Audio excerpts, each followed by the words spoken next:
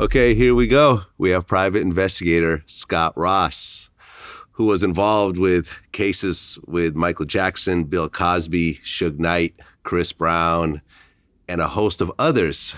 Definitely an honor to sit down with you. Welcome to VladTV. Thank you. Thanks for having me. Well, it's your first time here. Let's start in the beginning. Okay. So, what made you get into private investigation? Interesting. My intention was to become a police officer when I was a kid. I was always into mischief. I always pushed the envelope, but I never crossed that line. And unfortunately, I'm at that age. I graduated high school in 1974. The Vietnam War ended in 1973, so veterans were getting 10 points. You know, when I got out of school, there was just veterans getting hired on to local law enforcement.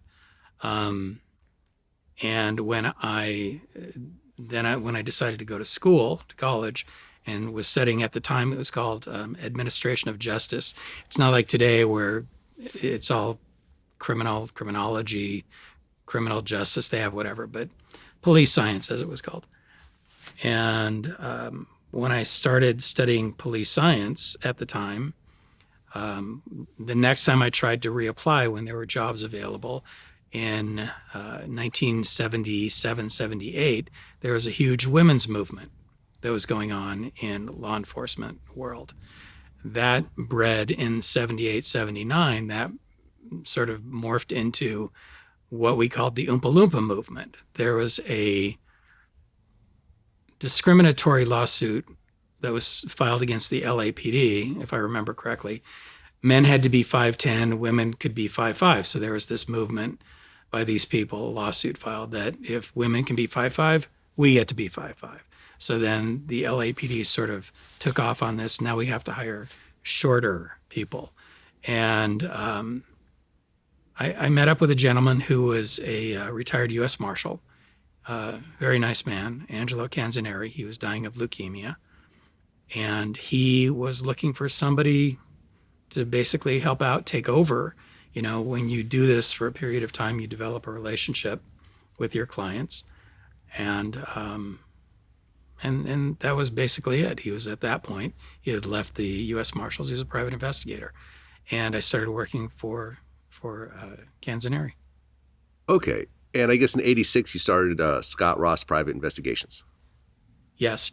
Chick Angelo passed away in 82. And I went out on my own. I left where he was and went out on my own in 1986 with a guy named Ted Gunderson, who at the time, Ted was the retired SAC, special agent in charge of the Los Angeles FBI office. And I had known Ted, and I had worked with Ted. And, he was one of those people so high up that food chain that if he wanted something done, he would write something down and, here, you do this. And so I became the person that you do this kind of thing. So I started working with Ted then, in 1986. And since that time, you actually handled over 25,000 criminal and civil cases. Yeah, easily. Crazy. Much, much, much, much more criminal cases than civil. I really don't do a whole lot of civil. Well, it's not. I mean, you're looking at over 40 years. Mm-hmm. So 25,000 over 40 years. I mean, it sounds like a monster number, but again, once you span it out, it's not that much. Well, explain to everyone what a private investigator is, because we all watch the movies, and you have this picture of this guy who's sneaking around and gathering information. But explain to everyone what exactly your job is on a basic level. Well, there are private investigators that follow people. I don't do that. I do criminal defense, strictly criminal defense. Again, I will get involved in civil cases depending on what they are. But in my particular case, my position has always been I police the police. So somebody gets charged with a crime, you get arrested. Well, that's not the process. You get arrested first, you get charged. The police hand over the discovery. It's funny, you see these statistics of a person getting convicted by the feds as opposed to getting convicted by local law enforcement. And the issue being is like right now, you see it with either Giuliani or Matt Gaetz, if you will. you see the feds investigate their case first, and then they arrest. Where local law enforcement, first responders type, go out, they show up at a crime scene, as it were, they arrest the individual, and then they do the investigation. So sometimes, either based on the expediency of the investigation, the police make mistakes. Sometimes they're just plain wrong. People are wrong. I've been wrong. I couldn't tell you how many times. But the point is, so what I'm doing, my theory or my belief is that my job is to police the police and make sure that the police do what they're supposed to do and follow the proper procedures, that they're not out breaking the law. Well, the fact that you handle criminal cases on the defense side most of the time. All the time. All the time. I don't do any work for the prosecution. Got it. Is there ever a point where you're asked to represent someone, or not really represent someone, but work with someone, that the crime they did was so atrocious that you just don't want any piece of it? Animal cases I won't get involved with. Animal cases? Yeah. What does that mean? Like killing a dog? Animal cruelty or something like that, I won't have anything to do with. I like animals more than I like people. You want to, I had a case, 3 separate trials with this gentleman who was accused of throwing his 4-year-old daughter off a cliff. You want to throw your daughter off a cliff? I'll work with you. You want to kick your dog? Find somebody else. Okay, gotcha. Sorry. Well, you worked in 99 on the Rampart police trial. Correct. What was your role in that trial? You have to understand there's police officers have a sort of a different set of rules that they're required to follow. There's a rule called Liebarger. There was a suit years ago where police officers are required to respond to certain questions. If they're accused of committing a crime, they're required to respond. For example, George Floyd, he had to go in and he had to answer questions. Liebarger was accused of a crime, and his attorney, whose name it was a gentleman named Danny Davis, with whom I also worked. Danny Davis went in and said, look, just because somebody's a police officer doesn't mean they waive their Fifth Amendment privilege. So what happened as a result is there were multiple interviews. So witnesses who were police officers had to give up these Liebarger statements. Those Liebarger statements created what was called a dirty team and a clean team. They couldn't be mixed together. So if the prosecution was going to call a particular witness, the interview that they conducted with them as part of the clean team had to be turned over as a matter of People versus Brady versus Maryland. It's process of discovery, where the Liebarger statements had to be turned over as well. So specifically with Rampart, it was an issue of going through a multitude of people who had been arrested, a multitude of police officers who were being brought into this crime, and reading all of the statements, going through the documents. There were around 600,000 documents in that trial. So it was a matter of going through and finding whatever evidence that we could find to use. I can give you all kinds of examples if you... Well, more than 70 officers were implicated in some form of misconduct. Right. When it came to this case. It was the biggest documented police corruption case in U.S. history. Yeah, and its failure cost the city, I believe, over $120 million. Oof. In fact, the 4 police officers combined received a settlement of close to $30 million. Okay. When they sued the city afterwards. Ultimately, did anyone get convicted? There were 3. I was not involved. There were 3 or 4 officers, I believe 3 officers, that pled out to a crime, that took plea deals. Okay. I was only involved in the trial of the 4, Eddie Ortiz, Paul Harper, Michael Buchanan, and Brian Liddy. That was the first trial, the big trial that took place in downtown in Judge Jackie Connor's courtroom. That's the trial I was involved in. Okay. So who were the cops that ended up suing the city? Were any of those that you mentioned? Yes, those 4. The ones that pled out? No.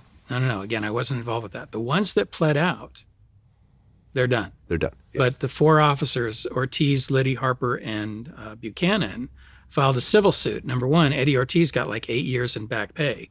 I think the other ones got some back pay because they were fired, or they either quit, or the ones that were fired, Eddie Ortiz refused to quit. So he got 8 years back pay. Above and beyond that, then they sued the city for damages for false, wrongful termination and whatever else. I didn't participate in the civil thing, but I know each one of them ultimately received $5 million, with the exception, I believe, of Buchanan, because there were two separate trials. Buchanan was not part of the first trial, and the first trial resulted in awards to the tune of $5 million, and the second trial never took place. They just settled out, giving all four officers another settlement. So ultimately, a bunch of dirty cops ended up suing the city. Well, I'm sorry, but I disagree. So you don't think the cops were dirty?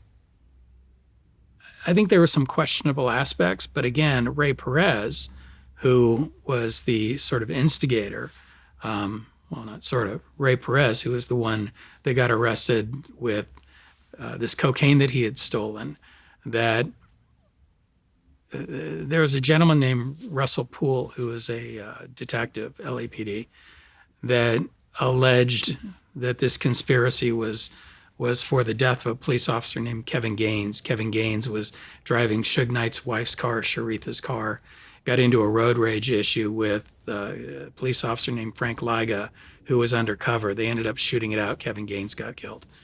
And Ray Perez stole this, went into the evidence locker and was able, at the time, can't do it anymore, able to access this cocaine. And that started the firestorm for Perez. So when Perez sat down, his exchange was to this DA, I think his name was Rosenberg.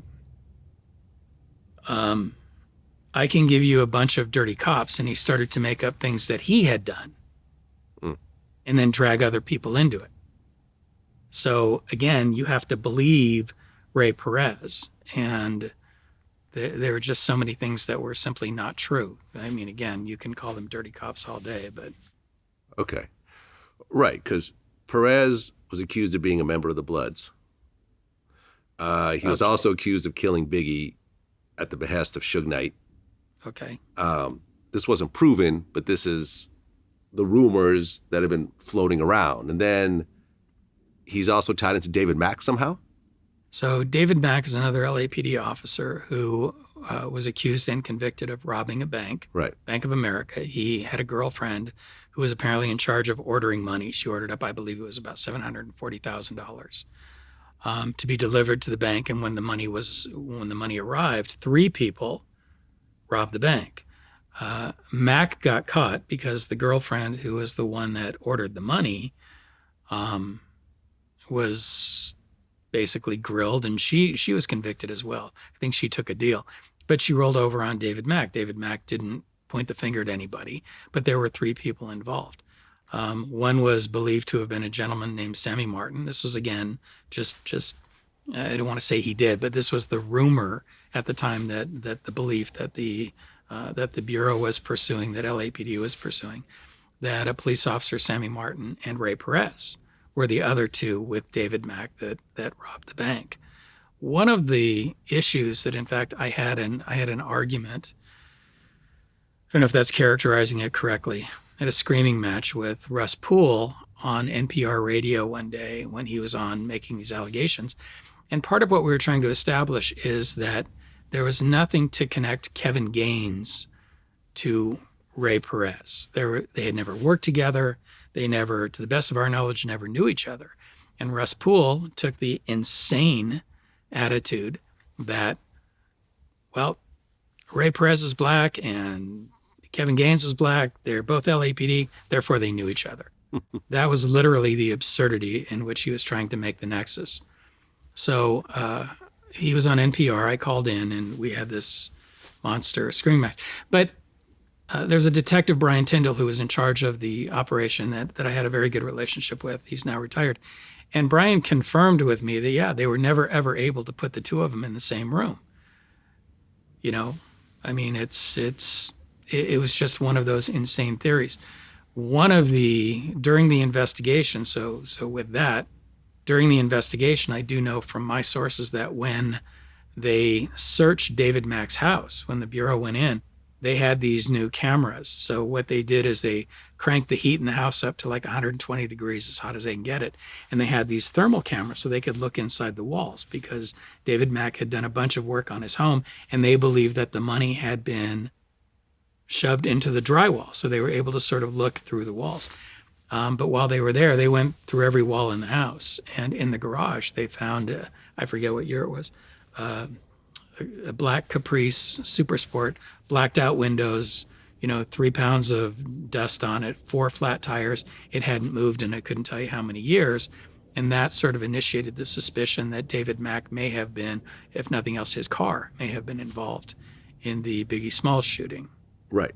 Because that was the car that was identified. That Correct. Type of car was identified Correct. by as the by shooter witnesses. and leaving the scene. Correct. Right, and a lot of this played out in the movie City of Lies. I don't know if you saw it recently. No. Johnny Depp starred. He played Russell Poole in the film, and essentially what You know that Russell Poole died at the sheriff's department. Yeah, he had a heart attack. Yeah, he was there trying to roll over, thinking he had some information on Suge Knight. And since at the time I was working with Tom Mesereau, who was representing Suge Knight, information was turned over to us about that episode. And I'm sure I didn't know him personally. I'm sure he was probably a very nice person, but clearly he was wrong. Right. Well, the movie City of Lies basically implied that the LAPD knew of some sort of connection between police officers and the Biggie murder, but because the lawsuit from Biggie's mother was so massive, it was essentially $1 billion lawsuit when you look at the lifetime earnings of a superstar like Biggie, that they try to bury it because they couldn't withstand a lawsuit that big. Is that total nonsense, or do you think there's some legs with that? That's a Russell Poole conspiracy theory. Right. I am, again, not a conspiracy theorist. I am not friends with Jesse Ventura. The reason I say that is obviously he had a show called Conspiracy Theory. Okay. But that was Russell all the way. Russell, in his book, which I only read a portion of, I couldn't stomach it. The bottom line is everything was a conspiracy. And I don't really buy into that. I don't think that people are that organized. Again, the majority of police officers that I know, whether I have a good or bad relationship, the most important thing to them, in theory, would be their children, but it's not. It's their pension. And these people are not going to jeopardize their pension so they can retire at 55 and live like royalty the rest of their lives doing whatever over some nonsensical cover-up. Why would you do that? There are checks and balances. There are other cops that would roll over on you like a hunchback doing somersaults. So what's the point of trying to pretend or protect somebody? For what? What are you going to gain from it? I don't buy it. Sorry. Well, you actually worked with Johnnie Cochran? Briefly. I worked with Carl Douglas a lot. Carl was Johnnie Cochran's partner. I knew Johnny. I had the stuff that I did when they were working on it was, again, my relationship was with Carl Douglas. Got it. Well, at one point, you started working with Tom Mesereau, Yes. who I recently interviewed. And was the Robert Blake case the first case you guys worked on together? Yeah, the first one we worked on, yes. That's not how we met, but that was the first one that we worked on, yes. Okay. So Robert Blake was accused of killing his wife, Bonnie Lee Bakley. Kind of a convoluted story. Explain how the murder exactly occurred. Yeah, is that convoluted? Where it becomes convoluted, if I may, and I can get into that, I'm going to go off on a tangent here. Where it gets convoluted is when you get people who have no business playing reporter, trying to play reporter. A classic example is Marcia Clark, who's famous for losing a case, who really doesn't know what she's doing, contacted me, and she was doing a show on Blake. I wouldn't give her the time of day. And then I watched her show, her idiotic show, where she said things that were just insane. The numbers had been ground off the weapon when it was found. Plain as day. Not true, simply not true. There are other people that blame dead people. So Christian Brando was responsible, but I'm getting off track. So you want to start at the beginning, correct? Okay. Right. My fault. Well, I mean, from reports, Robert Blake took his wife out to dinner at Vitello's Italian restaurant. Mm-hmm. And his wife was shot in the head while sitting in Robert's vehicle. One in the head and one in the shoulder. Yep. Correct. Blake claimed that he had returned to the restaurant to collect a pistol, which he had left inside, and he had not been present when the actual shooting took place. The pistol that he claimed to have left in the restaurant was later found and determined by the police not to be the murder weapon. And I guess what the prosecutors were trying to say was that they were in a loveless marriage and he wanted to kill her to get out of this marriage. Is that pretty accurate as an overview? Yeah. Okay. Ultimately, he was found not guilty. Correct. What role did you have in him being found not guilty? Okay. So from the onset of Blake, what happened was Blake had contacted Harlan Braun. Harlan Braun is another very famous attorney that I've worked with for probably close to 30 years. And so when I first got involved, this is one of those issues where the LAPD, I don't know if it was because of the OJ case, they chose to investigate this instead of just arbitrarily arrest him right on the spot. When he was taken in for questioning, he started talking about her job, and basically she was a scam artist. And, again, that's another secondary issue that they tried to portray it as nickel and dime when it just wasn't true. She was conning people out of hundreds of thousands of dollars. But my role in that particular case was to sort of initiate our own investigation as to other people who may have had an issue with Bonnie Bakley.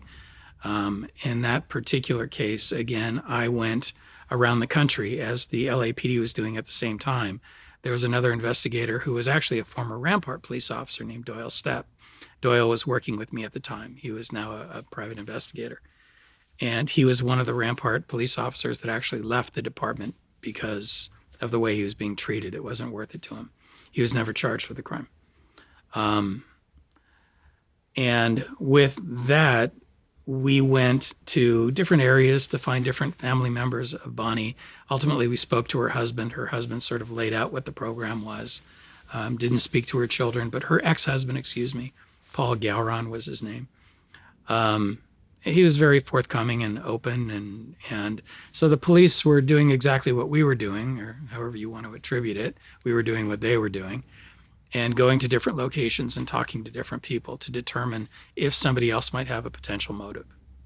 So essentially, you showed that she was a scammer and she had ripped off a lot of people. So lots of different people probably wanted her dead. Correct. There was a family out of Florida. I apologize, I don't remember the name, but there was a family out of Florida that she had married this elderly gentleman and within days had taken $300,000 from him. Again, they try and portray this as nickel and dime, $10 here, $20 there. It just wasn't true. When she died in May, we had found in the records, a check that she had received from somebody, his last name was Thomas, for life insurance for $72,000 that she had managed to get this person to put her on a life insurance policy. Again, her ex-husband, Paul Gowron, the father of her other 3 children, had told us this program they have, send me money for this, I'll send you a video for that, or whatever. But ultimately, there were 8 levels, and the 8th level was put me in your will. And she did collect a check in January, months before she passed away, for $72,000. Nobody knows where that money is. I think I do, or I think I did at the time. I'm sure it's long gone. But the point is that this was somebody who was a very sophisticated thief. And again, not sophisticated in the intelligence issue. I don't think anything she was doing was clever. She was just a thief. And again, if you pursue it long enough and find the right people and prey on their weaknesses, you're going to turn it into a profit. And that's what she did and never got caught. It was an embarrassing situation to tell the world that you're being taken by this girl sending you a bunch of naked pictures. And when you meet her, she doesn't, these are pictures that are older than a Buick. She didn't resemble any of the actual photographs that were taken of her back when she was 16, 17, where I was asking the question, this is a teenage girl. Who's taking these pictures?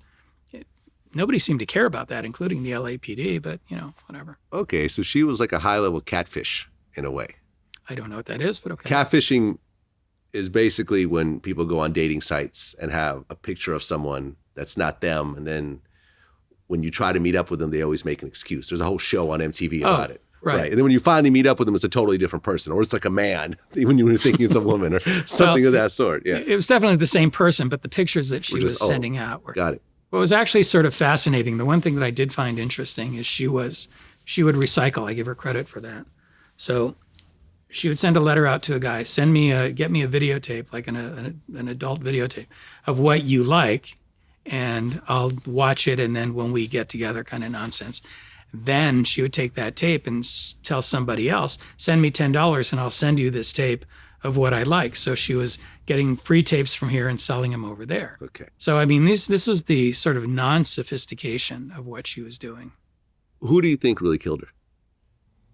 I think he hired somebody to do it. Aha. So you think he actually was somewhat responsible? I don't believe that he pulled the trigger. In fact, I'm 99% positive he didn't pull the trigger. He didn't have it in him. Again, everybody ignores the fact that he went to these 3 different people. I get that these people were not credible, but he went to these different people and wanted to get her killed. Okay. Had the prosecution just charged him with the solicitation, I'm sure they would have gotten a conviction. But the GSR evidence that would have been prevalent. You're talking about a gun that was built in 1944 and in Germany to boot. It was at the end of the war. This thing was a pile of crap. And in fact, what was fascinating, and again, not released, that this gun only could fire 3 shots before it malfunctioned. And in this particular case, it only fired twice. So the person that had the gun was fully aware of its abilities. It was found with a live round still in it because this person knew that you can't put a full clip in there. It isn't going to happen. All you're going to do is cause it to jam up. So rather than do that, they put in 3 bullets, plain and simple. And it jammed on the 3rd one, but 2 shots were fired. She was hit in the chest. She had gunshot residue, in the shoulder. She had gunshot residue on her hand, stippling on her hand. So what happened was I think she saw the individual coming, that, again, just from my knowledge and experience, and she turned like this and put her hand up. So one of the bullets went in here, but I'm guessing it was the 2nd shot. And the first one, it looks like it hit her in the shoulder. Well, ultimately, Robert Blake was found not guilty, but then there was a civil trial by her children, and he was ordered to pay $30 million. That was reduced to $15 million. Reduced to 15. And he ultimately settled out for, I think, $250,000. Oh, really? Okay, but it essentially ruined him after that. Nope. No, because he stopped really acting and working after that, right? He wasn't acting or working before that. Ah, okay. He filed for bankruptcy. Robert is one of these people that Alan Greenspan was his best friend. The minute you can leverage your property to 125%, Robert didn't really have what people believed Robert had. He has gone on repeatedly and claimed he was worth $25 million. Not okay. I guess you can say anything. I have more money than Bill Gates. Doesn't make it true. Got it. But Robert was saying that it cost him $25 million. I have no idea where he thinks it went, because I know it didn't go into my pocket. I know it certainly didn't go into Harlan Braun's pocket, and I know it didn't go into Tom's pocket. His homeowner's insurance bought him out to the tune of $250,000. Peter Rozelle, who represented him in the civil trial, who did a great job. Problem is, Robert had to testify in the civil trial. Robert's Robert. There are reasons why Harlan left and reasons why Tom left. Robert's Robert. He's not likable, period. He's not Beretta. He's not who people portray him to be. He's not who he pretends to be on camera. When you get to know him, he's incredibly self-serving. He's not my favorite person. A lot of people were trying to help him and work with him, and I went into jail one day, not to meet up with him. I was seeing another client, a quadruple homicide I was working on, and I went into lockup, and he was there with Jerry Spence. So Jerry Spence doesn't do criminal. I get that he's a good attorney and claims to have never lost anything. I don't know how that's possible. But again, I for the life of me, I don't understand why Robert was in there meeting with Jerry Spence. Barry Felsen, who is also his entertainment attorney, was also present. But what was the purpose of meeting with Jerry Spence? But that's just Robert. Robert was looking for attention at the time and was the perpetual victim.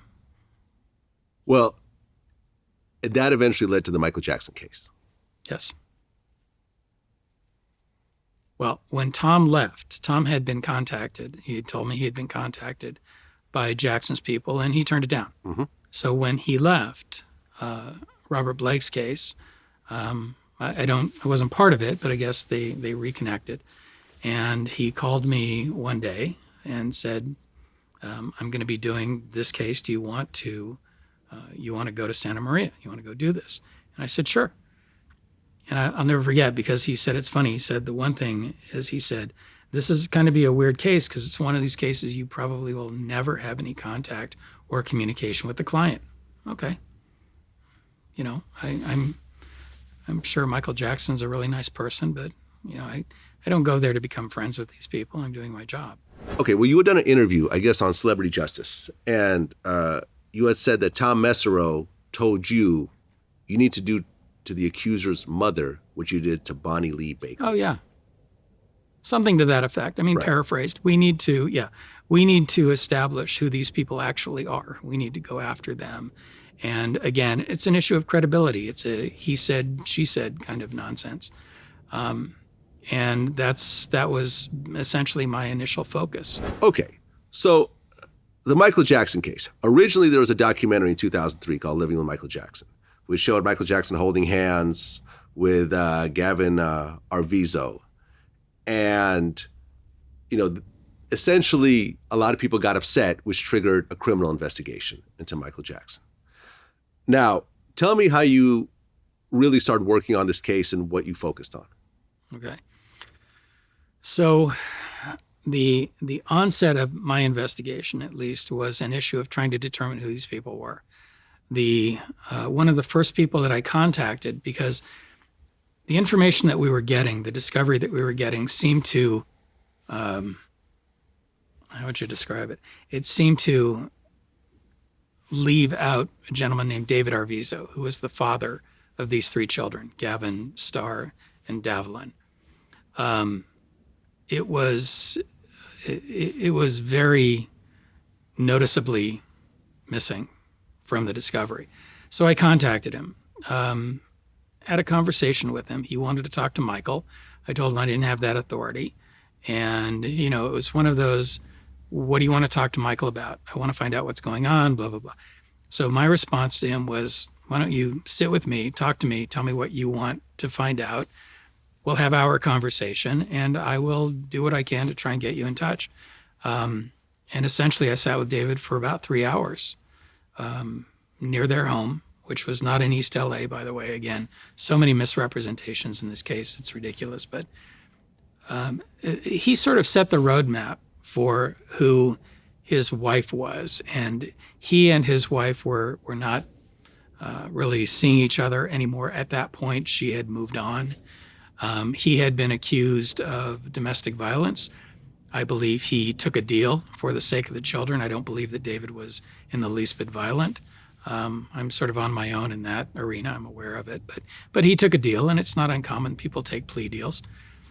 And that's where I started to branch out from who these people were. Got me in touch with again, testified Arlene Kennedy, Carol Lemire. Carol Lemire, the person who did actually introduce Gavin to Michael Jackson, wasn't Jamie Masada.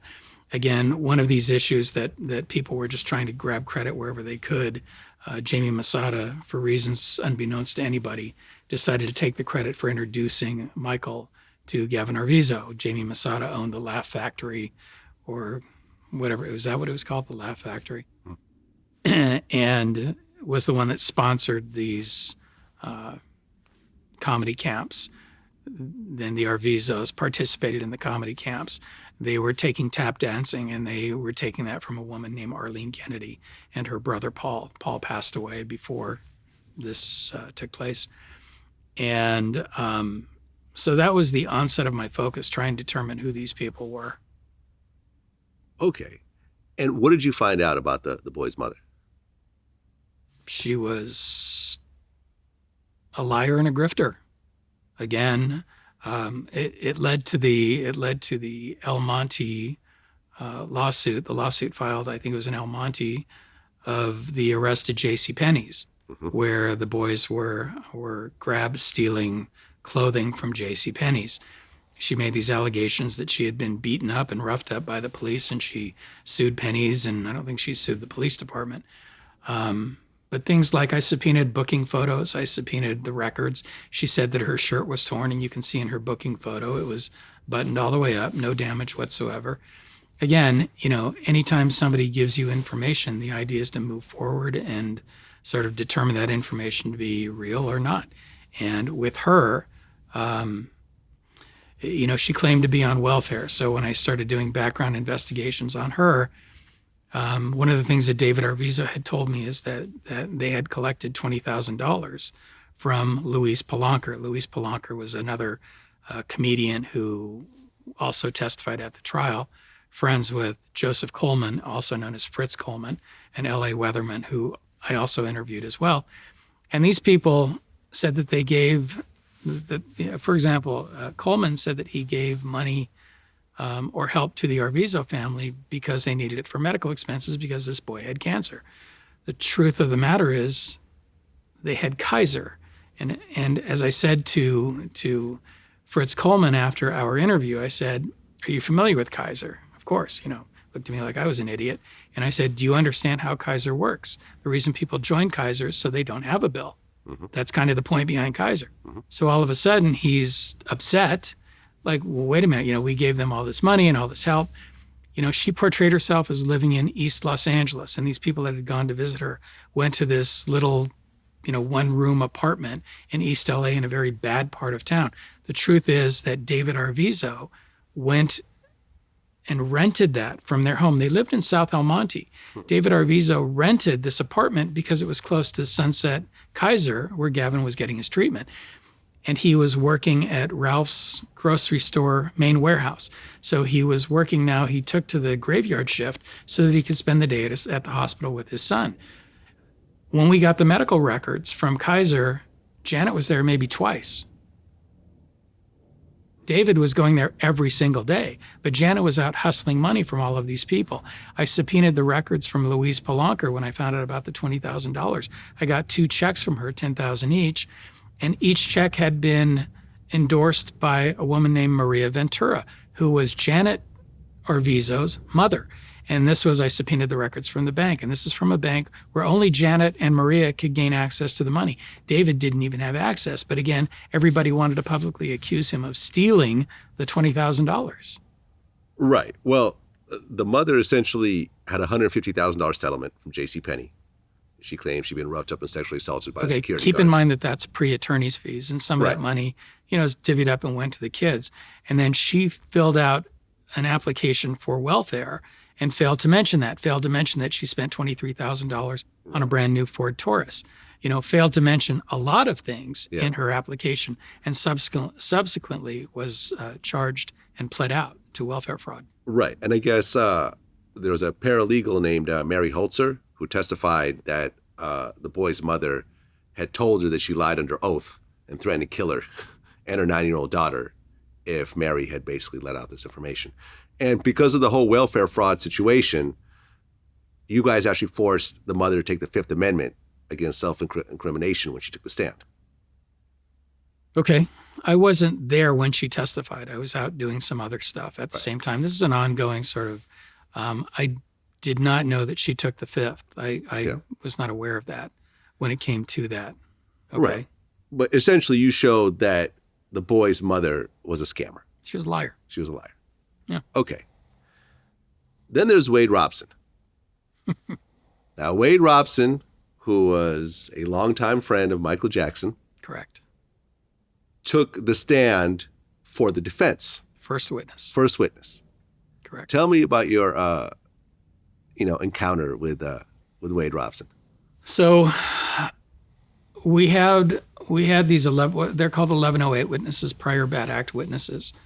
And there's a few states, California sadly being one of them, allows you to bring in people to talk about things that you're not being charged with, what are called prior bad acts. Again, we had to deal with it in Bill Cosby's case. But in this particular case, these 5 people had sued Michael for wrongful termination. They were all fired for stealing from Neverland. They lost their lawsuit. I think Michael actually filed a cross complaint, got a judgment against them, whatever. But these people were coming in to testify on behalf of the prosecution that they saw Michael doing this or Michael doing that, sexual act, what have you. So the theory being is let's go straight to the source and ask them. So Wade Robson, Brett Barnes, Shantae Robson, Wade's sister, Joy Robson, his mother, people who were allegedly there when these witnesses were claiming prior bad acts. I went out and I interviewed them. And with Wade, I interviewed Wade easily 3.5 to 3 to 4 hours, let's say. So again, as you and I spoke previously, one of the issues is we did serve Wade Robson with a subpoena. I had said previously, I think Tom in interviews had believed that Wade was not served with a subpoena. I'd like to clear that up now, if I may. Not only was he served, I actually have it. I found it in my documents. The only time you turn a subpoena in is if somebody doesn't show. You serve them with a subpoena, you fill out the proof of service, and if somebody doesn't show up, you turn it into the court. In this particular case, Wade had agreed to come in. He signed an on-call agreement. I have those documents. The reason that we had to serve him wasn't to force the cooperation. He had told us and was always going to cooperate. The reason he had to be served is because Judge Melville had issued a gag order that had been prepared by Tom Sneddon. And in order to serve the witnesses with a gag order, you can't just sort of say, here you go, because it's not addressed to anybody in particular. But we served the subpoena, we served the on-call agreement, had it signed, and served the gag order all simultaneously. So everybody who testified was served. And the reason that they were served is because, again, we had to get the gag order to them. Prosecution served me, Sergeant Steve Robel, who is the head investigator for the DAs, for the sheriffs, Santa Barbara sheriffs, served me with a subpoena, again, for the sole purpose of making sure that I had a gag order. Even though I fell under the umbrella of Tom, it was still something that, for whatever reason, they chose to do. And again, I got along great with Robel. He's a nice guy. But the point is that I had said previously, and I wanted to clarify that, I was wrong. He was served with a subpoena. I still have the original. And he was served with a gag order. I have a copy of that. And he was signed an on-call agreement, which, again, I have that. But when he changed his story and came out with this leaving Neverland thing, I was dumbfounded. And I don't get it. What was interesting, too, that you probably don't know. So he has a brother named Shane Robson. Shane Robson, his older brother, was a police officer in Brisbane, Australia. When the family had moved to California, Shane's father, Dennis, was alive. And so he stayed in Australia and he continued to work his job. Now, mind you, he's a police officer. And I'm not talking about a meter maid. He's a full-blown, full-on sworn police officer. Dennis passed away, so he came to be back with his family. So he got here and he got a license as a private investigator.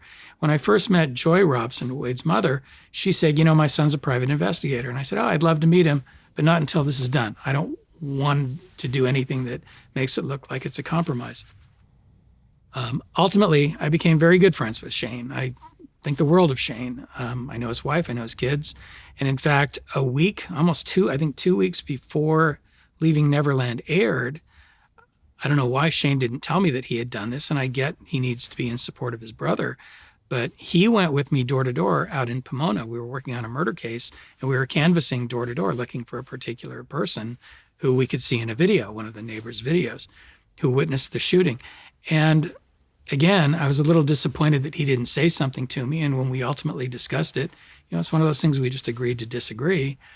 But for Wade to change his entire story like that is insane. I don't buy it for a second. Right. And Wade Robson changed the story in 2013, which is right after the 7-year statute of limitations for perjury, right? I've never seen anybody, well, that's not true. I have a case right now. Witnesses don't get charged with perjury unless it's something incredibly egregious. I don't believe he would have ever been charged with perjury, but in the same respect, why would he lie in the first place? Again, not a fan of Ronzonins or Auchincloss or Snedden, but they're really good lawyers. These people know what they're doing. And I don't believe for one second, as nice of a person as Wade is, I don't think that he's able to get past me, past Mesereau, past Susan Yu, past Zonin, past Snedden, past Gordon Auchincloss. I don't believe it for a second.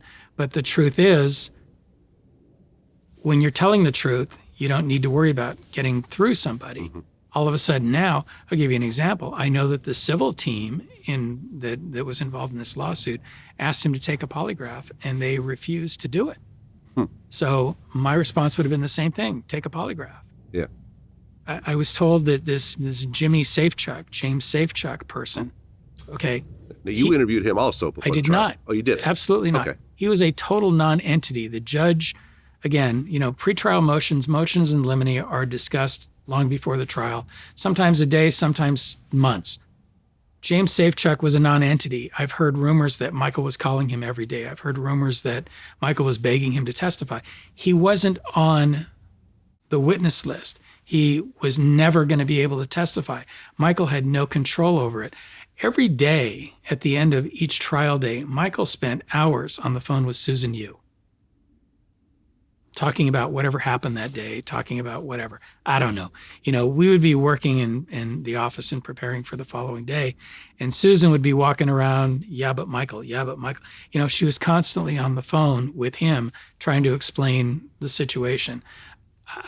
I have no idea when he would have even had time to call Jimmy Safechuck. My argument would be that there are phone records. Where's the records? Because he's up in Santa Maria. Safechuck lives in the Valley. Where are the records that these conversations are going on back and forth? Again, none of that materialized. But for Jimmy Safechuck, never an issue, never an entity. I'll give you an example. Go back to Wade Robson for a second. If we thought for 1 second that Wade did not want to testify, when he says he was forced to testify because of the subpoena, when you subpoena somebody and you don't know what they're going to say and they don't want to testify, you end up with Debbie Rowe. The prosecution put up Debbie Rowe, who was not interviewed, thinking that she was going to get up there and say, Michael was this horrible person. She exploded in their face. She wouldn't take a meeting with me. I tried on numerous occasions to get in touch with her, and she wouldn't talk to me. Okay, got it, that's fine. But the truth of the matter is, we certainly would not have served her and put her up on the stand not knowing what she was going to say. Right. If we had forced Wade and Wade was lying to us and he exploded and said, okay, he did it. Yeah. It's just not that simple. Right. Well, did you ever meet with Michael Jackson during the course of the trial? Nope. Never talked to him once? I would see him in court. I met with him once. He shook my hand, which is a whole separate. And in the mornings, he would show up in court from time to time, pretty much every day. And he would say, good morning, Scott. Thank you for being here. And that was it. That was the extent of our conversations. Well, Michael Jackson ended up beating all 14 charges. How did you feel being part of that case, knowing that it was essentially a home run? Yeah, it was a grand slam. Yeah. I'm not a looky-loo. I try not to participate in things I don't need to. I left at the end of May. I think it was May 27th, May 28th. I left the trial. I didn't stick around for closing arguments. I didn't stick around for jury deliberations. I didn't stick around for the verdict. I watched it at home like everybody else. There's no point in me being there. I have a life, I have a wife, I have a family, I have no reason to stand in Santa Maria and watch jurors deliberate. Tom is under order. He has to be within a certain length of time. Yeah, I bailed. So, no, I was happy because I felt like my work, made a difference. I like when I can make a difference. Well, you were rumored to have been paid $350,000. Wow. Any truth in that? Think I can get it? It is Michael Jackson. I'll tell you point blank. I was hired in October of When was the trial? 05? 05, yeah. I was hired in October of 04. I was paid a flat fee of $12,000 a month to the end of May. Do the math. There you go.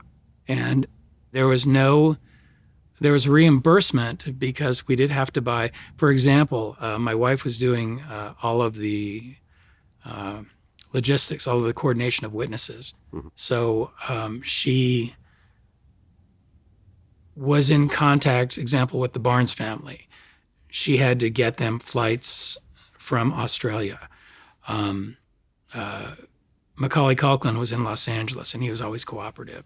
So that wasn't an issue, but he wanted his lawyer there. So again, my wife had to deal with getting people hotel rooms, getting flights. Macaulay Culkin's attorney had to fly out from New York. And so my wife, who at the time also had a PI license, and she was doing all of the logistics and handling all of that. So we got reimbursed, and I think it was probably the tune of around, I'm guessing, between $48,000 and $50,000 of money that we had shelled out. But that's not money that went to me. That's money that went to the airlines, to pay for the tickets, or to the hotels, because we had to book the hotels for some of these people. But as far as how much I was paid, I don't know. Do the math. What does that come to? Well, Chris Tucker took the stand. Yes. Love Chris Tucker. Right. And he was the final witness. Chris Tucker's the only one that said to me in no uncertain terms he would have taken the stand and testified. Couldn't have cared less if it was Michael Jackson or Joe Schmo. Okay. The right thing is the right thing. And I guess there was some scamming involved that he talked about as well? Oh. Well, okay. I don't think there was scam. I hate to use that term. So essentially, I remember Chris told me at one point that Gavin would walk around the house and he would say, "Why do you need all of this crap? Why can't we have some of it?" And I know he sort of reacted, that's kind of a weird thing to say to somebody. Why do you need all of this? Why can't, we have some of it, kind of thing. But what became an issue during the trial is they put together a whole list of this person called that person called this person. They had a series of unindicted conspirators. I think Garagos's original investigator, Brad Miller, Mark Garagos, the Germans, I forget their names, Dieter Konitz or something like that. But there were a series of people, one of an attorney, David Legrand, I believe, who were all these unindicted co-conspirators. And they had all of these phone calls going between these people.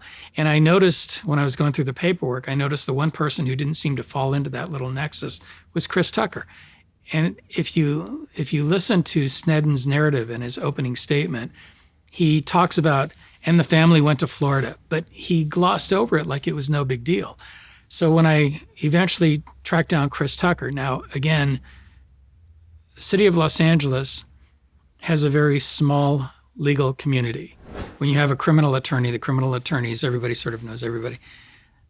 Because the county of Santa Barbara was coming down to Los Angeles, Chris Tucker ultimately ended up with an attorney named John Sweeney. I have a very long relationship with John Sweeney. John was part of the Johnnie Cochran, Carl Douglas. He was part of that law firm. Kevin McKesson. Kevin McKesson was actually Ray Perez's attorney. And again, I have a relationship with them. And so when I was trying to get in touch with Chris Tucker and found out that John Sweeney was his attorney, I contacted John and we set it up at his house. So I met Chris Tucker. And as it turned out, so the morning after, or I guess the night that it aired, and the media showed up at the Arvizo's house, apartment, this apartment in East LA where they were at the time, they called Chris and said, "Can we come over to your house?" And they were going to come over in the morning. And Chris said, "Actually, I'm leaving. I'm going to Orlando." He had a home in Orlando, Florida. And so he said, "Meet me at Van Nuys Airport," because Chris had chartered a private jet. When they got to Van Nuys that morning, and the second call that I found, one was the night before around 7, 8 o'clock at night, and one was like 6 or 7 in the morning. And they were meeting at Van Nuys Airport, I forget what time, but when they showed up there, they said, "Can we go to Miami? Michael's in Miami." And Gavin wanted to see Michael. So Chris said, sure. Contacted whoever he had done this through, and they just rerouted the flight plan. So the plane was now flying to Miami. So there was no conspiracy to get Arvizo to Miami. I mean, it just, all of this stuff that allegedly happened on the plane just was idiotic because, again, the flight down there was with Chris Tucker, and Michael didn't even know they were going to show up. My understanding is they got there, they knew where he was staying, and they showed up where he was staying. I just don't remember how accurate or inaccurate that is. I do know for a fact, though, what Chris Tucker had told me. And so it didn't make sense that these nonsensical phone calls, this person called that person, that. How did the kid end up, how did the family end up in Florida? And they ended up there because they contacted Chris. They initiated their going to Florida. Yeah. Well, in 2009, Michael Jackson died. And you actually ended up working in the defense of Conrad Murray, who was the doctor who was charged. Who allegedly, although he was convicted, who killed Michael Jackson. Who killed Michael Jackson.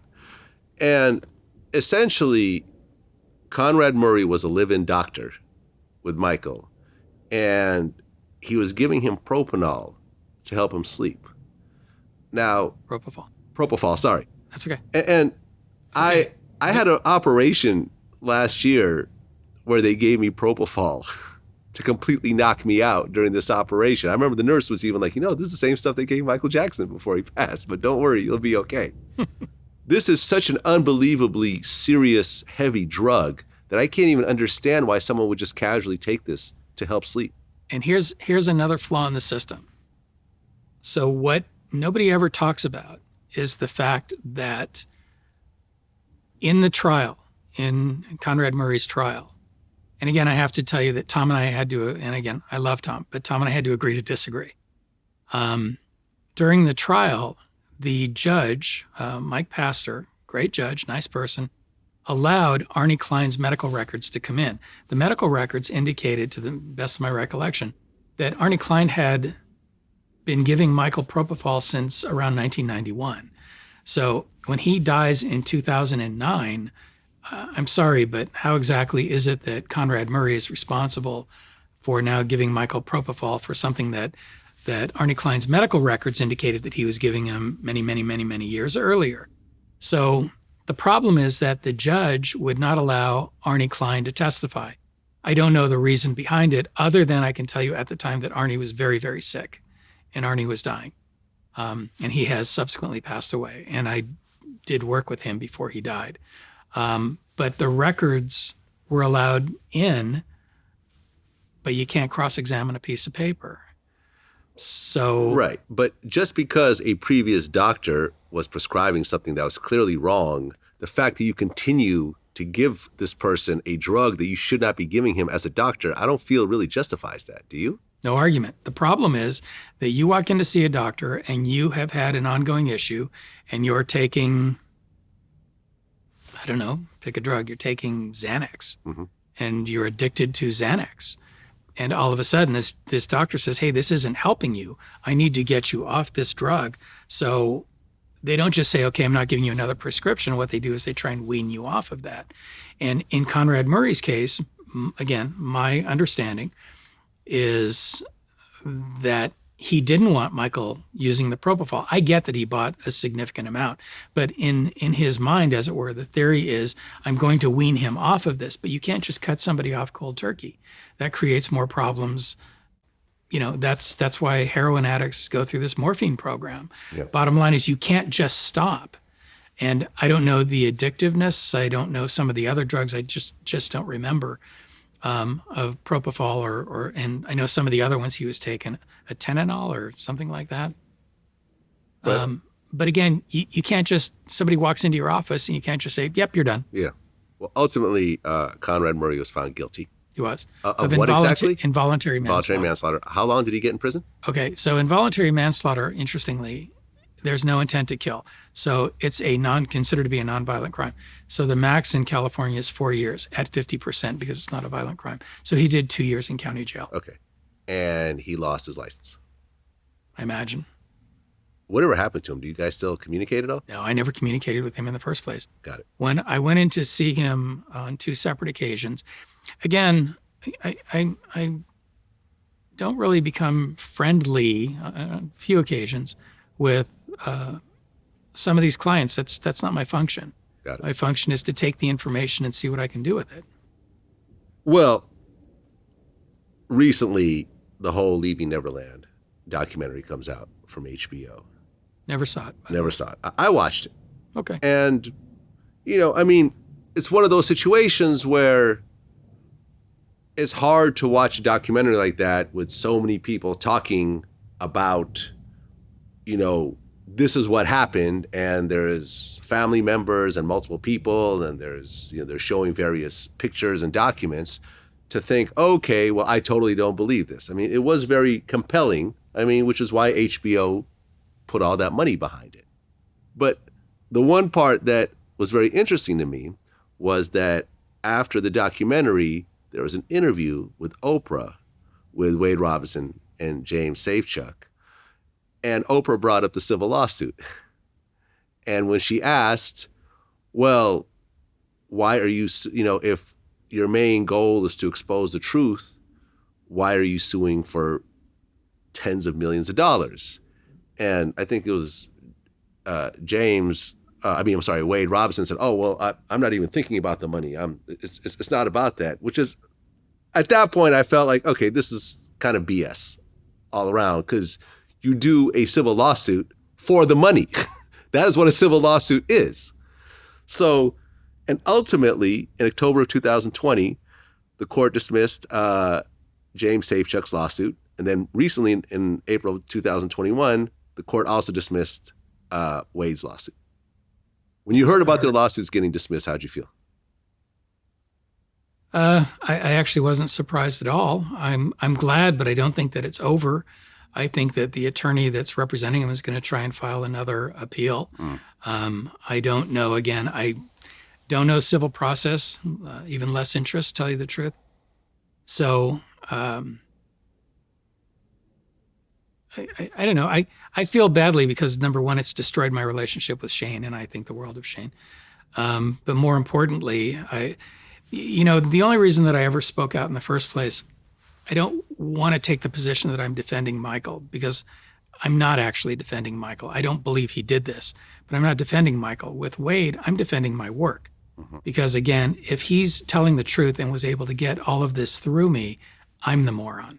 I know Tom said that he was interviewed for several hours, but not by Tom. He was interviewed for hours by me. And the truth of the matter is, again, if you have to get through me before you can even have that conversation with Tom or any attorney, frankly, that you're going to testify with. If I put together a case and I'm supplying bad witnesses and we lose because of a bad witness that I put together, I'm responsible. Yeah. So when I hear that Wade is changing his story, I'm thinking there's no way. Yeah. I'm not that naive. I get in 2005 I didn't have the experience that I had today, but I'm not that simple. Yeah. I'm going to be able to determine if you're lying to me or not. Right. And the Michael Jackson estate is actually suing HBO, and Tom Mestro said that he's somewhat involved in that case as well on the Michael Jackson estate side. Yes. Hopefully they'll win that. I've been contacted on that. Oh, they've contacted you as well.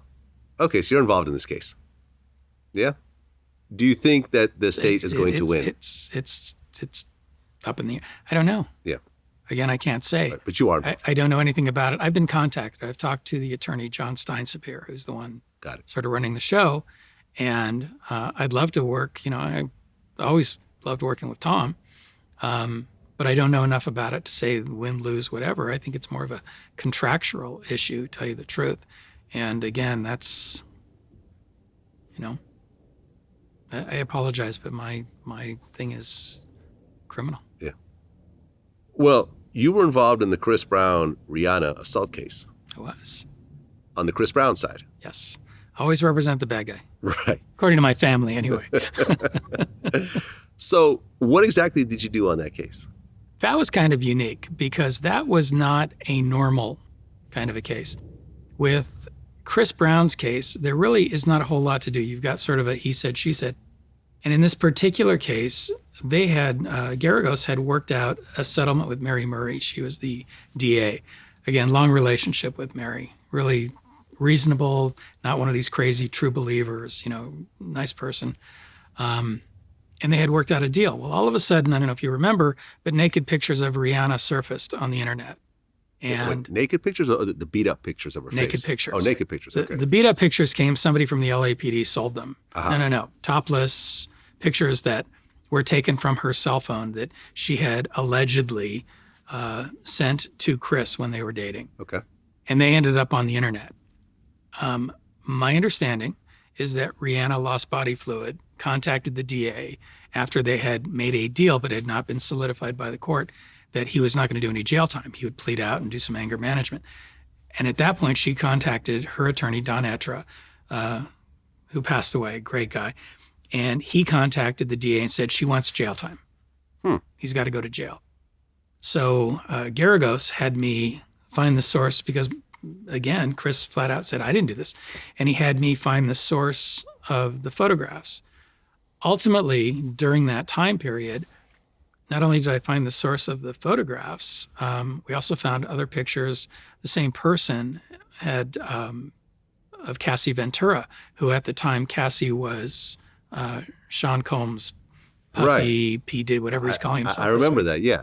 Yeah. So that person had leaked those simultaneously. And what it turned out to be is Rodney Jerkins, who's a producer. I know Rodney Jerkins. Okay. Somebody had hacked Rodney's phone and gotten phone numbers of Cassie and Rihanna and Rihanna or whatever, some other people. And that person had gone into those phones. And that's sort of what it was. And so I was brought in to figure this out. And one of the things that I had done, there's a young lady, I don't know her real name.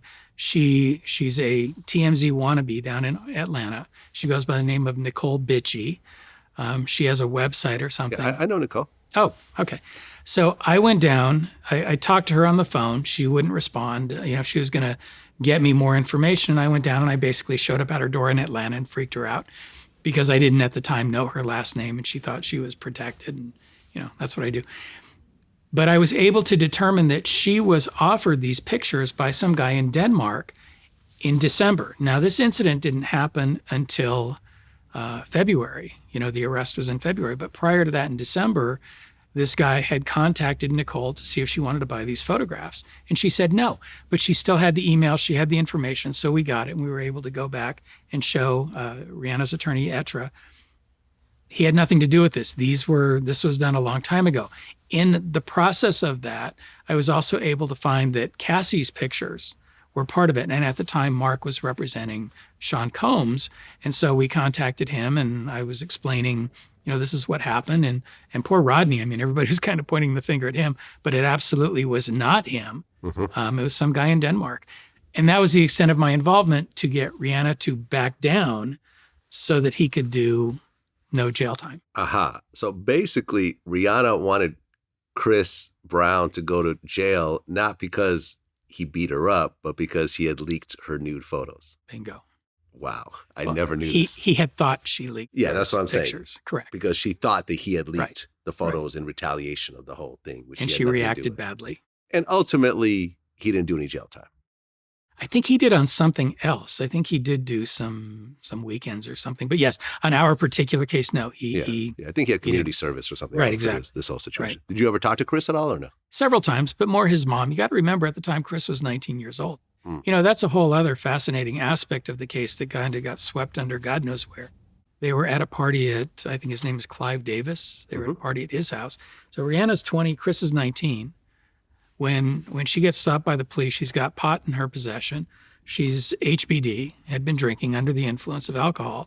She's a minor, but they didn't do anything about it. Yeah. And you never heard anything about it, from that point forward. But when they stopped her and took her in because of her injuries, Chris had injuries, but they weren't seen for several days.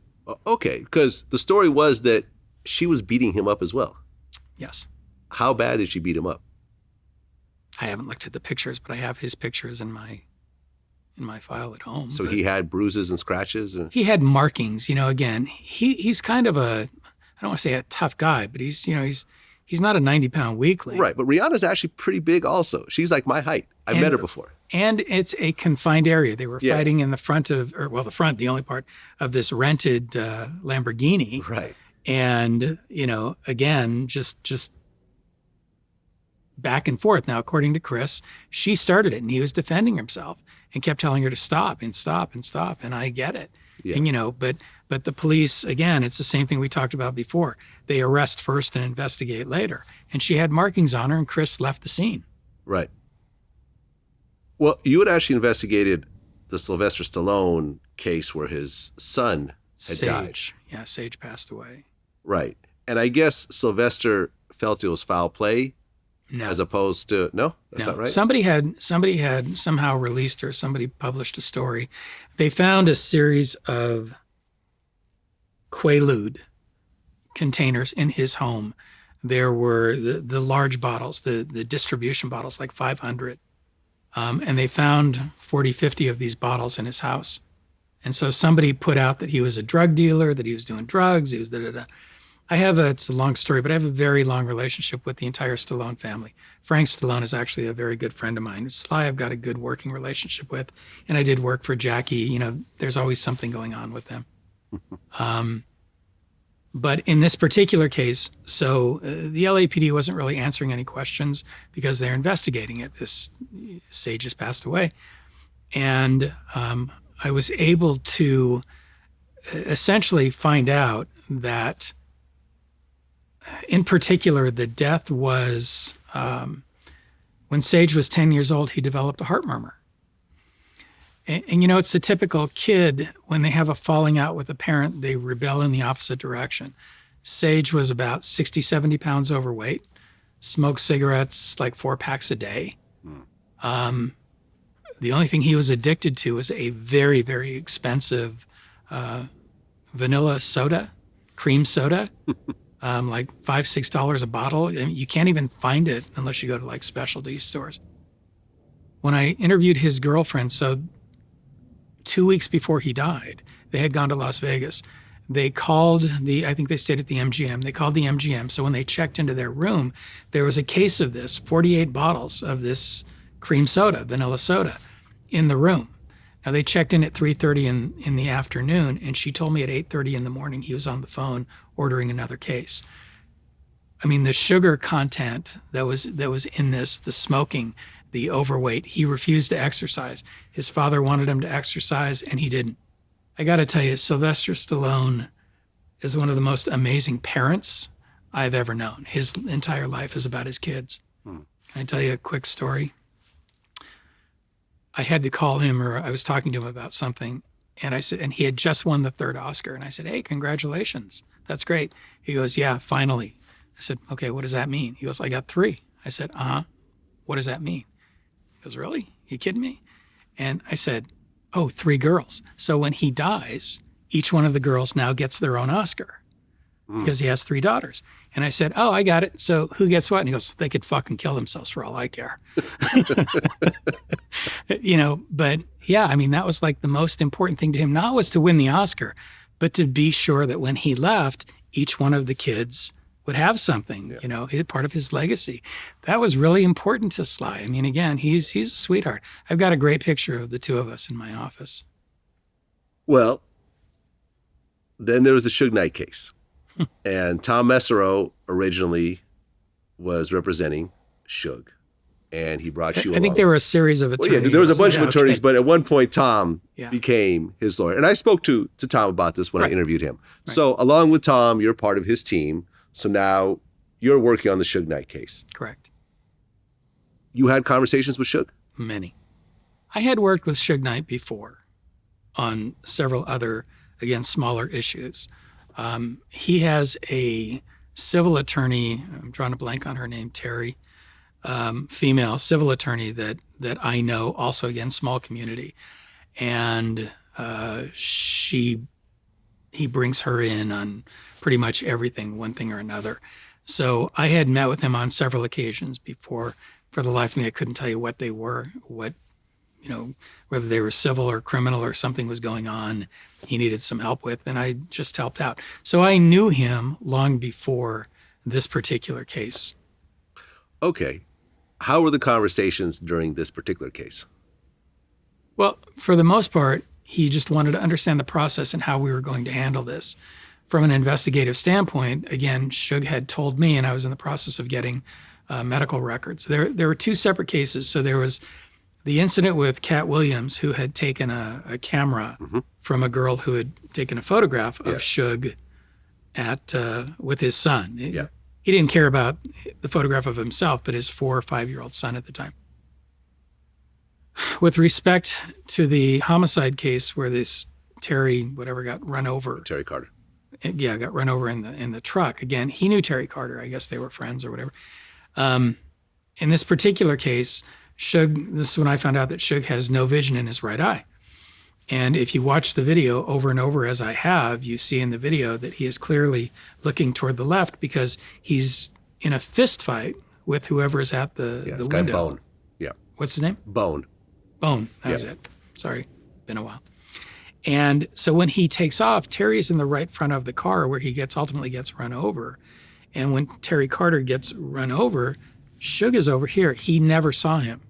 There was no intent to run him over, no malicious intent. The problem stemmed when apparently his girlfriend Toy, who ultimately went to prison, I think for 2 or 3 years, started to try and communicate with people. Rich Biddle, who is the head investigator, I had worked with on numerous occasions. I had a good working relationship with him. And I really didn't understand what was going on, but we didn't know about these phone calls at the time, that he was on the phone with Toy, who was three-way calling all these people saying, you got to tell him you were there. And he was trying to hire these people to take the position. And then this other civil attorney, some lunatic named Culpepper, who was ultimately, I know his license was revoked and not suspended, revoked, was sort of assisting, aiding and abetting in this. And I think, forgot the other attorney. And we didn't know they had these conversations that they were recording of trying to get people to say, yeah, we were there. But we decided to leave to say that these other guys had guns. I believe that Bone had a gun. I believe you can see it in the video. But again, when it doesn't meet the prosecution's theory, then it's not a gun. We can't tell what it is. Could have been a cell phone. Again, it's when they go and they shoot that guy in his garage, could have been a gun. It was a cell phone. Again, it's always convenient to say it could have been a cell phone. It's always convenient to make your program fit the facts instead of the facts actually fitting your program. But Suge liked to just talk. And one of the conversations that we had was he was trying to figure out how to raise some money. He said he didn't have any money. And again, we needed experts. For example, we needed his eye expert. We needed his doctor, and they're not going to come in for free. And in order to do that, he was talking to me about trying to sell either the information, do a book, something about the Tupac shooting. And those were the types of conversations that we had. Okay. And he told you that he knew who was responsible for the Tupac shooting? He said he knew who the shooter was. He was there. Can you say who he told you? No, he did not. He said he was there. I mean, plain and simple. Or he was in the car. Yeah. Yeah. So, he said he knew the shooter. Right. So, and he wasn't going to give up that information because he felt that was the only way he had to sell something. He had to sell to raise some money to try and get out. Right. And ultimately, from what I understand, I mean, Suge was facing, the killing of Terry Carter. Then there was the incident that you mentioned with the camera, taking the camera away from that woman. Then also, the director, F. Gary Gray, said that Suge has threatened him as well. And from what I understand from conversations... is that the Straight Outta Compton director? Yeah. Okay. Yeah, exactly. Because, Suge was there allegedly because he wanted to get paid for being depicted in this movie, and there was some conflict over that. And I guess he had sent some very threatening text messages to F. Gary Gray saying that he knows where his kids go to school and stuff like that. And F. Gary Gray ended up filing a case around that. So from what I understand, the reason why Suge ultimately took his 28-year plea deal was because he would have had to beat all 3 of those felonies, which would have been a third strike in any of those 3, and then potentially win the appeals as well. And he felt there was essentially a zero chance of doing all that, which is why if you win those 3 cases, there are no appeals. If you If you win your case, you don't appeal. No. But the prosecution could appeal. No. No? No, double jeopardy. If you're, gotcha. If you're exonerated. Okay. If you get a hung jury, you can be retried. Okay, well. If you're acquitted. Okay, got it. Yeah, I got it wrong. Well, no problem. Regardless, three serious cases that didn't look great for him, especially with text messages and everything else like that. And ultimately, he got 28 years. When I talked to Tom Mesereau, he feels that if Suge had taken the murder case to trial, he felt he could have potentially won. He said if it was a little old white lady instead of Suge, she would have been hailed as a hero and was found not guilty. But since it's the big bad guy, Suge Knight, with this long history, that it was a very different situation. Yeah, and I agree. Based on the investigation that we had at that point, based on the fact that he had no vision in his eye, based on the computer-enhanced videotape that we had done to establish that he was clearly still focused on being punched by Bone, that he had no way of, he took off to get away from Bone. He had no way of knowing. And you see Bone get hit by the side view mirror. Yeah. He had no way of knowing that Terry was in the front of the car, yeah. especially in the front right side where he was. So I agree with Tom. Unfortunately, Suge was his own worst enemy. If you're I don't really know what he was, I guess a record producer, produce your records, but don't play investigator and don't play lawyer. Stay out of our territory. But we had a plan that I think would have actually acquitted him, in spite of who he was. I don't want to say I disagree with Tom, but I think he wouldn't have been a hero, but I think in spite of who he was, I think it was a legitimate defense and a real defense. It wasn't something that was being manufactured. It was the real McCoy. Why did you guys ultimately leave his case? I left because Tom left.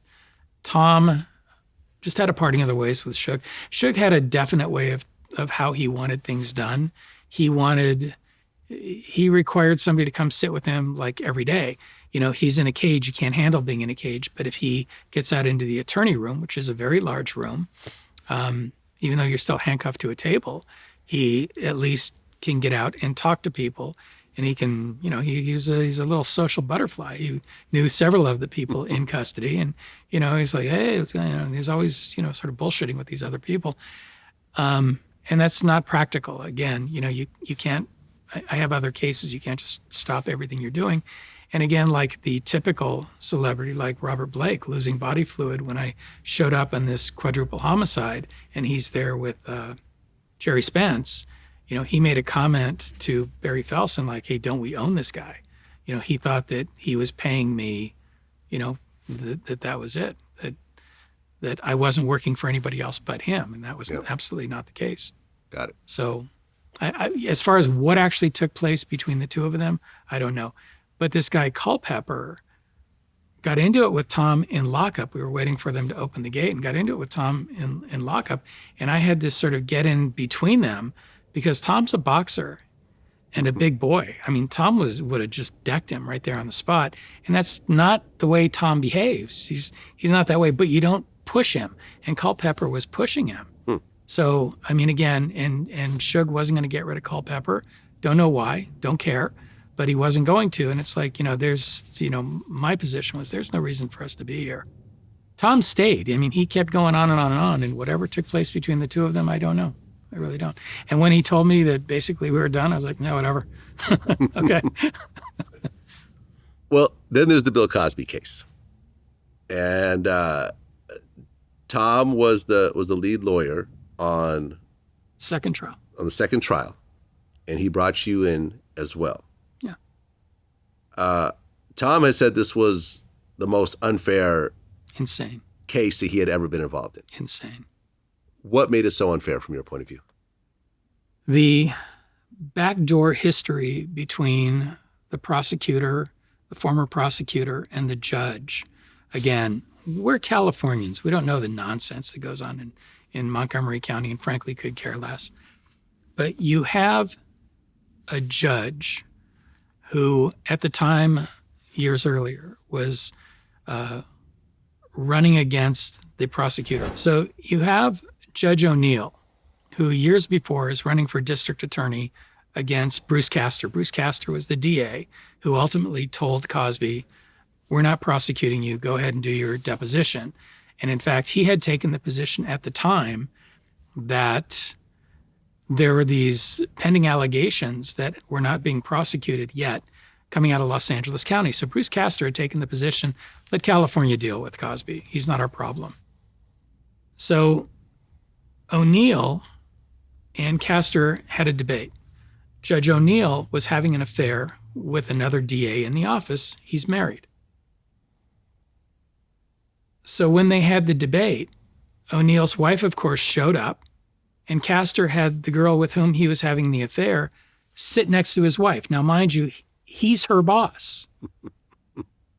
Castor is this woman's boss. Right. So he says, I want you to sit there for the debate. She goes and she sits there because if in fact he wins again, then she has to work for him, or she can quit. She can do whatever she wants.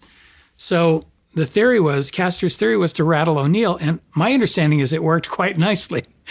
And so now you have this antagonistic behavior between the two of them, and in fact, Castor did win. So now you have this antagonism between the two of them, and in the interim, O'Neill ran for judge and was elected the judge of this case. He had no business taking this case. He was so emotionally angry at Castor. We didn't even bring Castor was going to come in and testify, and we thought, what's the point? It's just going to cause a knockdown, drag out on the, it's going to open so many cans of worms. It's not worth it. So, I mean, just at the onset, it was completely insane. So when he was not convicted the first time and got a hung jury, the judge had allowed only one, again, with the federal jurisdiction is 404B, they had allowed one prior bad act, the same as in Jackson. They had allowed one prior bad act witness to come in and testify. And this woman claimed that this allegation was somewhere in the mid-late 90s. But when she got on the stand and was being questioned, it turned out that it was somewhere in late 80s, early or 1990, in fact, many, many years apart. And so she was not credible. There was a witness named Margot Jackson that became an issue. I have a personal pet peeve with that issue if you want to get into that. But Margot Jackson was a traveling companion of Andrea Constand at the time, and said that Andrea had made up this story that she said, wouldn't it be great just to sort of railroad somebody and file a civil suit or threaten whatever and get a lot of money? Pretty much exactly what she ultimately did with Cosby. And Margot Jackson was not allowed to testify in the first trial. So when we got involved, all of a sudden, not only did Judge O'Neill kick it back to 1983, you can bring in prior bad acts to 1983 as if your alleged behavior in 1983 has any relevance to your alleged behavior in 2003. I don't know about you, but I'm not the same person in 03 that I was in 83. Neither here nor there. And then they allowed up to 5 people. Where I sort of fell into play is they gave us a list of 19 potential witnesses. And the DA could pick any one of those, but they didn't have to announce it until 30 days before trial. So a vast majority of my time was conducting these in-depth backgrounds on these other 19 people. Again, that didn't, of only 5 who were called. Well, one of the things that you said, which was kind of interesting, was Bill Cosby's wife wrote a letter, a very angry letter, to the judge. Correct. Before the sentencing. Again, by that time we had been fired. I don't know what she was thinking. Again, I only dealt with her the one day. The closing arguments, she showed up. I don't know what she could have been thinking, antagonizing or calling names or notice, claims of corruption to a judge, 3 hours before he's sentencing your husband to as much as 10 years. I don't know who told her this would be a good idea. It was an incredibly stupid idea, obviously. And there were multiple attorneys who they had gone through in the interim. Part of the problem with these large, high-profile, I hate that term, these celebrity-type cases, you get people who just want to be part of it. So you get people who are willing to do things potentially for nothing. There's these strange beliefs that people have all of this money. That, Michael Jackson paid, what was it, 350? Where you get all of this money, but a lot of these people, frankly, don't. Cosby didn't have tons and tons and tons of money. And if he did, we certainly didn't have access to it. In fact, my bill was paid for by the insurance company. Because there was a parallel civil investigation. The insurance company was paying me because the work that I was producing for the criminal was also being used for the potential upcoming civil. And I believe he had a $10 million policy. So if you remember quite publicly, Cosby went bananas when Greenberg Gross got down, whittled that $10 million down to like 3 left, and settled out one of the lawsuits for the $3 million that they had left. And again, Cosby went completely ballistic over that. I don't know if you... Yeah, no, I remember he was upset that there was any level of settlement because Correct. From the outside looking in, the public feels that a settlement means that you're guilty. Sure. When, in fact, as someone who's been through lawsuits before, a settlement just usually means it's cheaper to do this than to go to trial and potentially spend more on the defense than what the settlement is. And part of the problem is, at least in California, and that was a California lawsuit, at least in California, insurance laws afford the insurance companies to make decisions you don't have to agree with. Right. Yeah, because it's just a money thing. It's just a number for them. Right. Exactly. Is this number cheaper than this number? Great, we'll go with this number. It doesn't matter what else. Yeah, and ultimately, Bill Cosby's still in prison today, and September is his 3 years. Now it was 3 to 10. It's now up to the warden, and I think because of the security factors and the cost factors, number one, he is blind, so they have to be able to provide additional security. It's their job to protect him. Yeah. So I think they'll kick him at 3. Right. Well, then there's also the appeal that they're working on right now. Yes. Which he may win as well. So we'll see. I think he should. Ebony Benson, who was one of the publicists, has written a book. I'm can't wait to read it. It's being released in June about the trial and the appeal and the process, and working in the what would you call it, in the wings with Cosby. She was very, very active with Andrew Wyatt. Doing all of the publicity and handling everything and being very outspoken. And Ebony's got a book coming out June 1st, I believe, coming up. Well, Scott Ross, quite a career. And you had your hands in so many different cases, so many different high-profile cases. But, in general, you even said that you actually take more cases on for free than you do. Than the ones that you get paid for. So, Now. Wasn't always like that. Wasn't always like that. But now you can.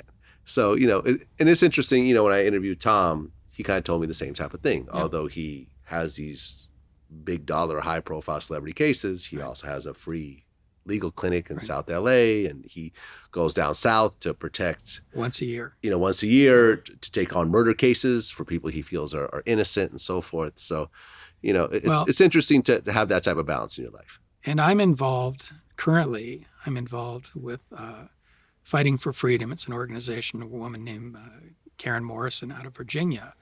And she takes on these cases of people who are in custody and is involved in their appeal and trying to find new information. And again, I don't get paid for that, but I enjoy working with Karen. And again, I don't want to see anybody in custody that doesn't need to be. Yeah. So out of all the thousands of cases that you've worked on over the years, what do you think is your favorite case? My favorite case was Rampart, but that's a long other story. The one that didn't make the media, that didn't make the news, was a kid named Davian Hayes. Davian was convicted of 1 murder and 3 attempts. He's a kid from a really nice family, from Inglewood, and was down there over by South Crenshaw area. There's a place called Chris Burger that was very popular among the kids. It was, when I was a kid growing up in the Valley, it was our Van Nuys Boulevard kind of thing. And he and his friends were going by there, and somebody started shooting at them. Davian had a gun in his possession, registered to him, and he fired back. The police attributed the death of this kid to Davian's having fired the gun. The problem is that 5 separate weapons that we know of, again, sometimes, and for an example, in a case where somebody's using a revolver, it doesn't leave casings behind. So somebody could be firing a gun and there's nothing remaining to show that. And in this particular case, the kid that got hit that died was shot in the neck, and it was a through and through. He didn't go down. He went and he jumped in his cousin's car, who drove him around for 10 minutes trying to take him to a hospital, but he didn't know where a hospital was. His cousin wasn't from the neighborhood. And he brought him back to the scene and physically just shoved him out, because the police and paramedics were there, just shoved him out of the car on the ground. So part of the problem is when the police ultimately get there and they're able to track down, he was a passenger in a friend of his car, and they're able to track down the fact that he actually did fire a gun. So again, when they ultimately track down the car and they find out that he's got a gun and he's fired the gun, and, but there were casings that were left behind. I believe one casing they found of the 2 shots, one ended up in the car. The kid who was driving the car, his car was hit with 2 separate bullets, and the police went after him for the murder. Now, again, if you have no trajectory, you have no projectile, nothing was ever recovered from the kid that passed away. And understand, I'm very sorry about the kid that died. Another kid was shot in the butt. The projectile remained in his rear, and nobody ever bothered to try and go in there and get it to identify what gun that was at least fired from. And the other kid was shot, I think he got hit in the back and was a paraplegic, was in a wheelchair. So the problem was by the time we got involved, now again, this is Harlan Braun. The family had contacted Harlan Braun. The kid had an appellate attorney, William Copany, who got this reversed and got Davian a new trial. The problem is that Copany had passed away in the interim, but Harlan and I took the case over, and I reinvestigated what I could of the case. And one of the issues is that the father of the kid, who was a paraplegic, handed the LAPD a bullet fragment and claimed that a year after the fact, the doctor had handed him, well, I shouldn't say it. So he's saying at the time that they removed the bullet from his son, the doctor came out and said, "Here, this is what caused it," and handed him a bullet fragment. A year after that, this guy goes to the police and said, "Here's the bullet fragment that the doctor gave me." So here's the fly in the ointment. Number one, doesn't work like that. The person who's in charge, this was at Cedars-Sinai, the person who is in charge of their security unit is a former LAPD homicide detective. I had worked with him in the past. I contacted him, and he said, "Absolutely not. That's not how our process works. If there's a bullet in a body, it's going to be investigated no matter what. The doctors know if you extract a bullet, he's there at the surgery. He takes that bullet, and it's got a whole process before it gets turned over." The bullet had blood on it. Before they tested the blood, they could have swabbed it to see if it even came from this kid. Mm-hmm. And in fact, here's the irony. The ballistics person they use, who is now my ballistics expert, her husband is head of serology for the, retired now, but at the time was head of serology for the LAPD. So it's not like if somebody gives her a bullet, she doesn't know where to go to have the blood swabbed off and tested to even confirm whether it came out of this individual. So again, as things started to mount, we were able to prove that, okay, he fired a gun, but it doesn't mean that he hit anybody. The other 4 guns that were identified through what's called NIBIN, it's a national gun base, when they recover a casing or they recover a projectile, if it can be identified, it's entered into NIBIN, tantamount to like fingerprints are entered into a computer. Anyway, short version is all 4 of these guns, these remaining weapon parts, whatever they were, whether they were projectile, were identified as being used in other gang type shootings and other police reports. Davian had absolutely no criminal history. I think a speeding ticket or, exhibition of speed or reckless something. And that was it. And the fact is that they just targeted him because they found somebody who was there who had actually fired a weapon. The bullet fragment itself was out of a Glock, and Glocks have what's called, can't believe I'm drawing a blank. Glocks have a specific type of rifling, which is not lands and grooves. It's like taking the metal and just physically twisting it so you don't have the lands and grooves. I'm drawing a total blank on what it's called. Anyway, neither here nor there. We were able to prove that it wasn't Davian. Plain, flat out, whatever. We were ready to go to trial.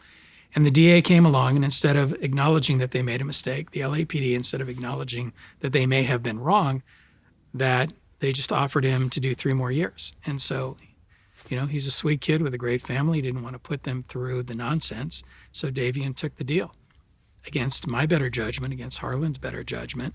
But I get it, bird in the hand. They insisted he was a gang member. I mean, it was just the case was so incredibly screwed up by the LAPD. They surveilled him for weeks and didn't find anything. And, Yeah. that was my favorite, probably my favorite. And to this day, he's out. He's out now. He is out, yes. Great news. Yeah. Great news. Yeah, great kid, great family. Well, Scott Ross, I appreciate you sharing, man. Quite a story, quite a life. And seems like you've got a lot more to come. Nah, you're done? You're retired? I'm at that stage. Do you know what that is? What's that? I'm older, I'm fatter, I'm slower. Anything that ends with an ER, I'm there. I'm balder, I'm stupider, I'm lazier, I'm dumber. I'm at that stage that if a case comes, I'll take it. I'll get involved if I think I can make a difference. If it's, I was, for what it's worth, I was contacted. I'm going to be doing the Scott Peterson retry once they get through all of that nonsense and figure out what they're going to do with that. So we'll see. We'll see. Yeah. Well, Scott, appreciate you joining us today. Yeah, thanks for having me. Until next time. Peace.